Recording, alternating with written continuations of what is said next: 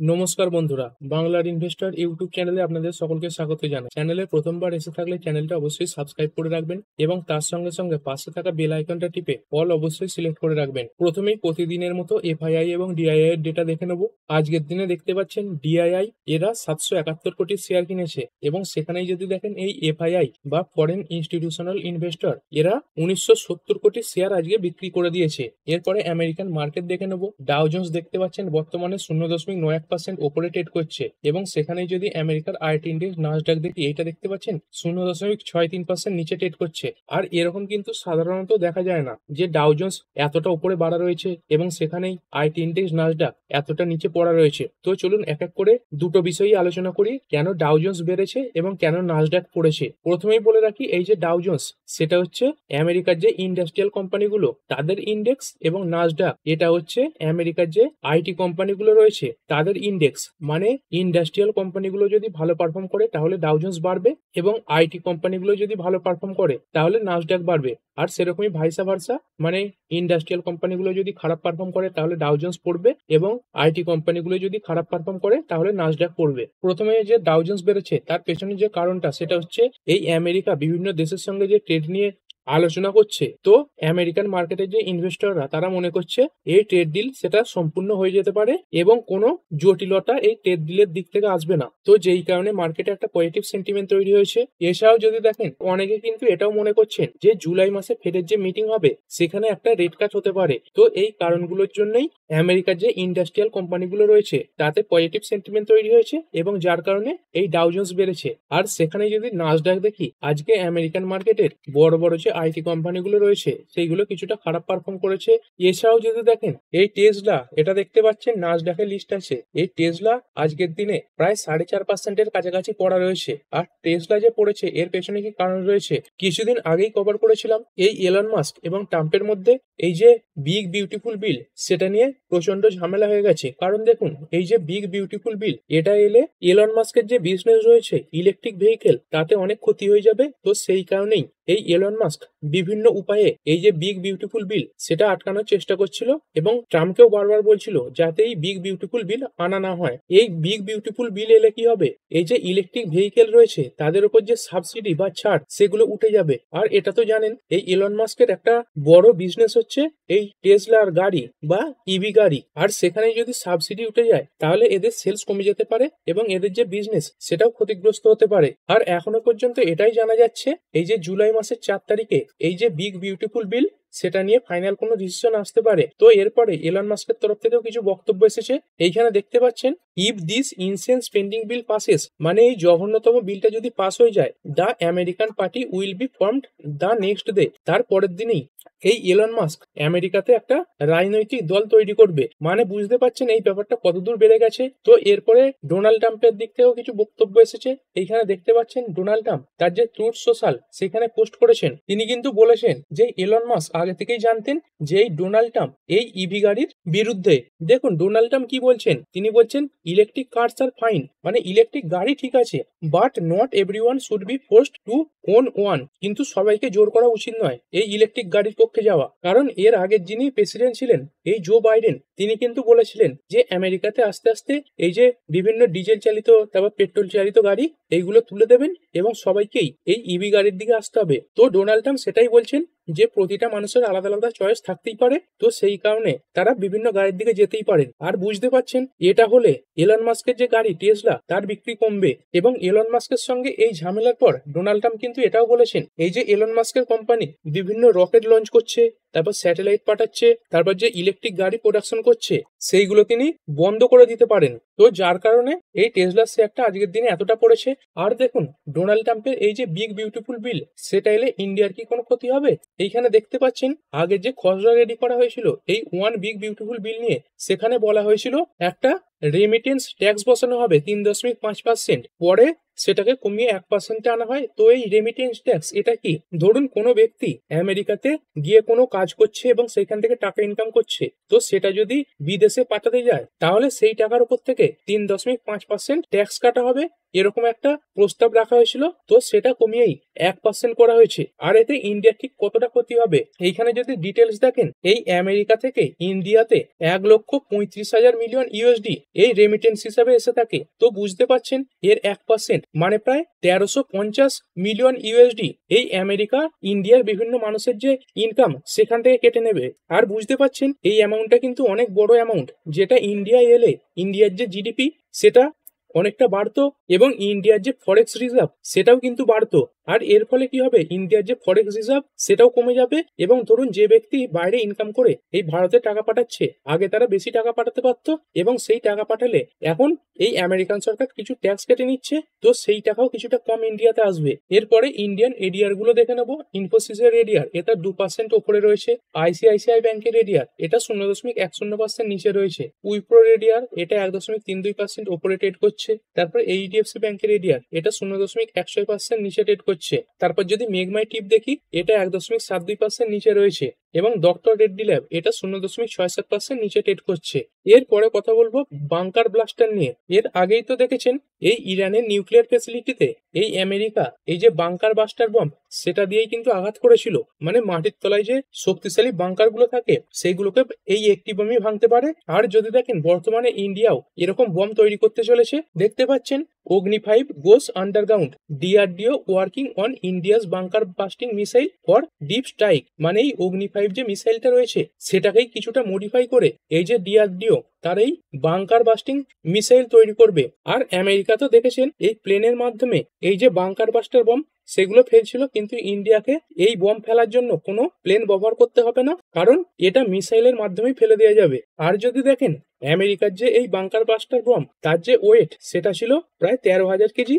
আর India যে বোমটা তৈরি করতে চলেছে সেটার ওয়েট হবে 7,500 থেকে 8,000 কেজির মধ্যে। তো এর ফলে কোন কোম্পানিটা উপকৃত হবে, এইখানে দেখতে পাচ্ছেন অগ্নি 5-এর যে মিসাইল সেটাকেই মডিফাই করা হচ্ছে। আর এই অগ্নি 5 এটাকে কারা তৈরি করেছে, এখানে দেখতে পাচ্ছেন এর যে ডিজাইনার সেটা হচ্ছে ডিআরডিও এবং ম্যানুফ্যাকচারার কারা, এখানে দেখতে পাচ্ছেন ভারত ডাইনামিক্স লিমিটেড বা বিডিএল এই কোম্পানিটাই এটাকে তৈরি করেছে। তার মানে এই প্রজেক্টে এই যে বিডিএল কোম্পানিটাই উপকৃত হবে। এছাড়াও যদি দেখেন আরো কিছু ডিফেন্স কোম্পানিও কিন্তু এতে উপকৃত হবে, যেমন বিইএল, হ্যাল। কারণ দেখুন একটা গাড়ি তৈরি করতে গেলে যেমন শুধুমাত্র একটি কোম্পানি সেটি তৈরি করতে পারে না, গাড়ির যে চ্যাসিস তারপর গাড়ির টায়ার এগুলো বিভিন্ন কোম্পানি থেকে নিতে হয়। তো সেরকমই এই যে মিসাইল এটা তৈরি করতেও বিভিন্ন কোম্পানির সাহায্য নিতে হয়। এরপরে কথা বলবো সিই ইনফোসিস্টেম লিমিটেড এই কোম্পানিটার ব্যাপারে। কোম্পানিটা আজকের দিনে 1.38% বেড়েছে। আর এই কোম্পানিটার কিছু অর্ডার পাওয়ার খবর সামনে এসেছে।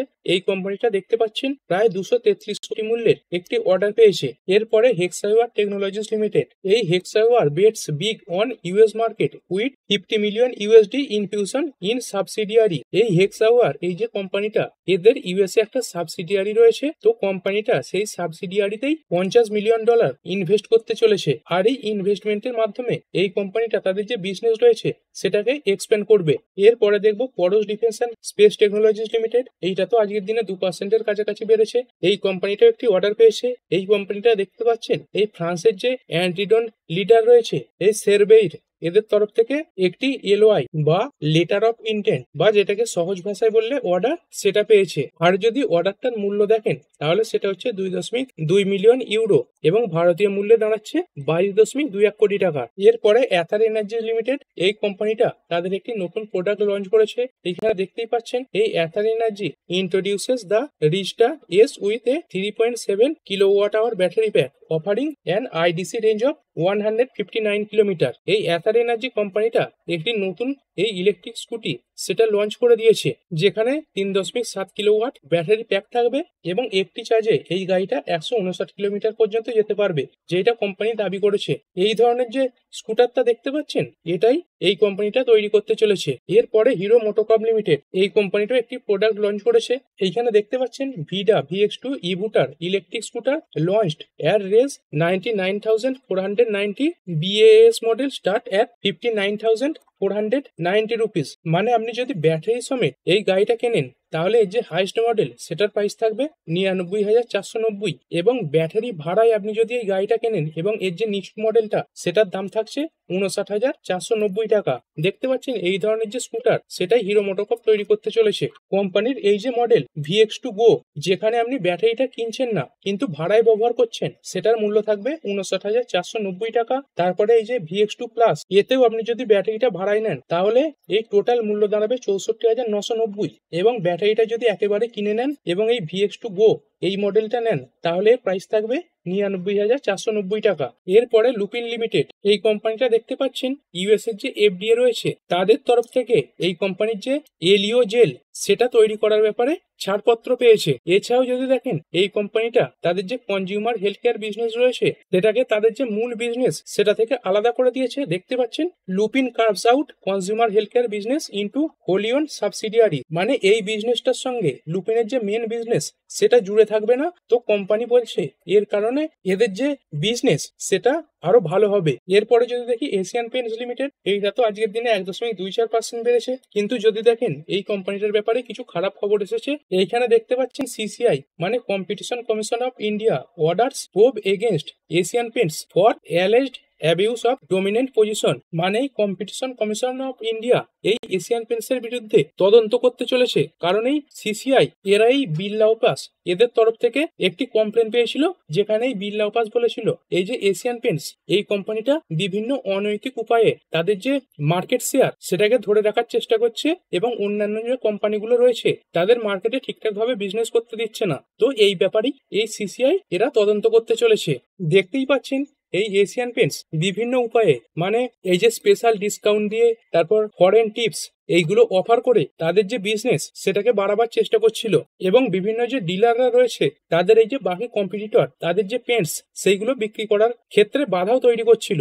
এরপরে দেখবো MOIL লিমিটেড, এই কোম্পানিটার জন্য কিছু ভালো খবর এসেছে। দেখতে পাচ্ছেন এই MOIL increases price of manganese ore products by 2%, মানে এদের যে একটি প্রোডাক্ট রয়েছে এই ম্যাঙ্গানিজ ওর তার প্রাইস 2% করে বাড়াতে চলেছে, মানে এদের যে প্রোডাক্টের দাম সেটা বেড়ে যাবে, যার ফলে এই কোম্পানির রেভিনিউ বাড়বে, অপারেটিং প্রফিট বাড়বে এবং নেট প্রফিট সেটাও বাড়বে। এরপরে কথা বলবো আদানি এন্টারপ্রাইজেস লিমিটেড, এই কোম্পানিটা নিয়ে। এইখানে দেখতে পাচ্ছেন এই আদানি গ্রুপ এই MRO ফার্মস মানে মেনটেনেন্স রিপেয়ার অ্যান্ড ওভারহাল এই সেগমেন্টে কাজ করে এরকম একটা কোম্পানি এই এয়ারওয়ার্কস সেটা 85% স্টেক প্রায় 400 কোটি টাকা দিয়ে কিনেছে। মানে এরপর আদানি গ্রুপ এই যে বিভিন্ন এয়ারক্রাফটের মেনটেনেন্স রিপেয়ার এবং ওভারহাল এই কাজগুলো করবে। এরপর আজকে অটো সেলসের যে ডেটা সেটা নিয়ে কথা বলবো। আজকে অনেকেই অটো কোম্পানি তাদের যে সেলসের ডেটা সেটা প্রকাশ করে দিয়েছে, মানে জুন মাসে কত গাড়ি বিক্রি করেছে, আগের মাসের তুলনায় গাড়ি বিক্রি কমেছে কিনা বা বেড়েছে কিনা সেইগুলোর ডিটেলস আজকে দিয়েছে। তো চলুন সেইগুলো এক এক করে দেখে নিই। প্রথমে এই যে বাজাজ অটো এদের যে মান্থলি সেলস সেটা একটু দেখে নেবো।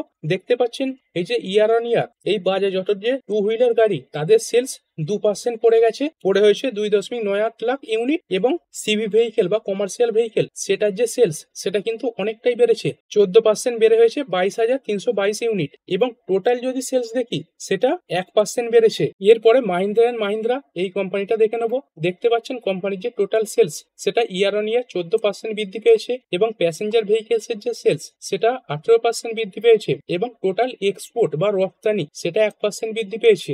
এদের যে ট্রাক্টর রয়েছে তার সেলস 13% বেড়েছে, তবে কোম্পানির যে ডোমেস্টিক কমার্শিয়াল ভেহিকেল তাদের সেলস 0.1% পড়েছে, এবং থ্রি হুইলারের যে সেলস সেটা 37% বেড়েছে। এরপর দেখবো আইচার মোটরস, এদের যে রয়্যাল এনফিল্ড ব্র্যান্ডটা তার যে সেলস সেটা ইয়ার অন ইয়ার 22% বৃদ্ধি পেয়েছে। এই জুন মাসে এই কোম্পানিটা 89,540টা এই রয়্যাল এনফিল্ড বিক্রি করেছে, এবং কোম্পানির যে টোটাল এক্সপোর্ট সেটা 79% বৃদ্ধি পেয়েছে। কোম্পানিটা বিদেশে 12,583 খানা এই রয়্যাল এনফিল্ড রপ্তানি করেছে। এরপরে যদি দেখি টিভিএস মোটর, এদের ইয়ার অন ইয়ার ডেটা দেখবো। এদের যে টু হুইলার সেলস সেটা 20% বৃদ্ধি পেয়েছে, এবং টোটাল সেলস সেটাও 20% বৃদ্ধি পেয়েছে, এবং কোম্পানির যে এক্সপোর্ট বা রপ্তানি সেটা 54% বৃদ্ধি পেয়েছে, এবং থ্রি হুইলারের যে সেলস সেটা 42% বৃদ্ধি পেয়েছে। এরপর দেখবো টাটা মোটর, এদের যে ডোমেস্টিক সেলস সেটা 12% পড়ে গেছে এবং প্যাসেঞ্জার ভেহিকেলসের সেলস সেটাও 15% পড়েছে। তারপর যদি দেখি কমার্শিয়াল ভেহিকেলস তারও সেলস 5% পড়েছে। এরপর দেখবো অশোক লেল্যান্ড, এদের যে সেলস সেটা টোটাল 3% বৃদ্ধি পেয়েছে, তবে এদের যে ডোমেস্টিক সেলস সেটা 1% পড়ে গেছে। এরপর যদি দেখি হুন্ডাই, এই কোম্পানিটার যে এক্সপোর্ট সেটা 13% বৃদ্ধি পেয়েছে এবং কোম্পানির টোটাল সেলস সেটা 3.7% বেড়েছে এবং টোটাল যে ডোমেস্টিক সেলস সেটা মাত্র 0.3% বেড়েছে। তবে যদি এর টোটাল এক্সপোর্ট দেখি সেটা 13% বেড়ে হয়েছে 16,900 ইউনিট। এরপর যদি মারুতি সুজুকি দেখি, এদের যে টোটাল সেলস সেটা 6% পড়েছে। কোম্পানির যে প্যাসেঞ্জার ভেহিকেলস তার সেলস হয়েছে 1.18 লাখ ইউনিট, যেখানেই এনডিটিভি এরা আশা করছিল এই কোম্পানিটা 1.68 লাখ ইউনিট গাড়ি বিক্রি করবে, মানে এস্টিমেটের থেকে অনেকটা কম গাড়ি এই কোম্পানিটা বিক্রি করতে পেরেছে। টোটাল যদি এক্সপোর্ট দেখি সেটা 22% বৃদ্ধি পেয়েছে এবং ডোমেস্টিক সেলস সেটা 12% পড়েছে এবং total domestic private vehicle sales সেটা 13% পড়ে গেছে। এরপর ইন্ডিয়ান রুপি দেখে নেবো। ইন্ডিয়ান রুপি দেখতে পাচ্ছেন ডলারের এগেনস্টে 85.62 ট্রেড করছে। এরপর যদি ইউএস এর ডলার ইন্ডেক্স দেখি, ইউএস এর ডলার ইন্ডেক্স কিন্তু খুবই দুর্বল হয়ে গেছে, দেখতে পাচ্ছেন যেটা 100-র উপরে থাকতো সেটা 100 থেকে তো নিচে নেমেই গেছে এবং আজকের দিনে এই মুহূর্তে 96.8 এর কাছে ট্রেড করছে, মানে 97 লেভেলটাকে ধরে রাখতে পারেনি। এরপর যদি গোল্ড দেখি, 10 গ্রাম 24 ক্যারেট গোল্ড কলকাতার রেট অনুযায়ী 1,125 টাকায় চলছে। যদি বিটকয়েন দেখি, এক একটা বিটকয়েন 1,06,209 ইউএসডি ডলারে চলছে। আর ক্রুড অয়েলে কিন্তু সেরকম বড় কোনো মুভমেন্ট দেখা যায়নি। ডব্লিউটিআই ক্রুড এই মুহূর্তে 0.83% বাড়া রয়েছে এবং ব্রেন্ট ক্রুড এটা 0.66% বাড়া রয়েছে। আর ভিডিও শেষে আরো একবার আমেরিকান মার্কেট দেখে নেবো। ডাউ জোন্স এই মুহূর্তে 0.98% উপরে ট্রেড করছে এবং যদি নাসডাক কম্পোজাইট দেখি, নাসডাক কম্পোজাইট এই মুহূর্তে 0.46% নিচে ট্রেড করছে। তো ঠিক আছে বন্ধুরা, আশা করছি ভিডিওটা আপনাদের ভালো লেগেছে। আপনি চাইলে এটাকে লাইক এবং শেয়ার করতে পারেন। আর শেয়ার মার্কেট সংক্রান্ত ডেইলি নিউজ আপডেট পেতে চ্যানেলটা সাবস্ক্রাইব করে রাখবেন এবং পাশে থাকা বেল আইকনটি টিপে অল অবশ্যই সিলেক্ট করে রাখবেন, যাতে পরবর্তী ভিডিওর নোটিফিকেশন আপনার কাছে সময় মতো পৌঁছে যায়। আর হ্যাঁ, ভিডিওটি শুধুমাত্র ইনফরমেশন এবং এডুকেশনাল পারপাসের জন্য বানানো হয়েছে। আমি সেবি রেজিস্টার্ড নই, তাই কোনো প্রকার শেয়ারে কোনো প্রকার বাই, সেল, হোল্ড বা অ্যাভারেজ করার কোনো সিদ্ধান্ত নেওয়ার আগে আপনার যে ফাইন্যান্সিয়াল অ্যাডভাইজার আছে তার সঙ্গে অবশ্যই আলোচনা করবেন। দেখা হচ্ছে পরের ভিডিওতে। ধন্যবাদ।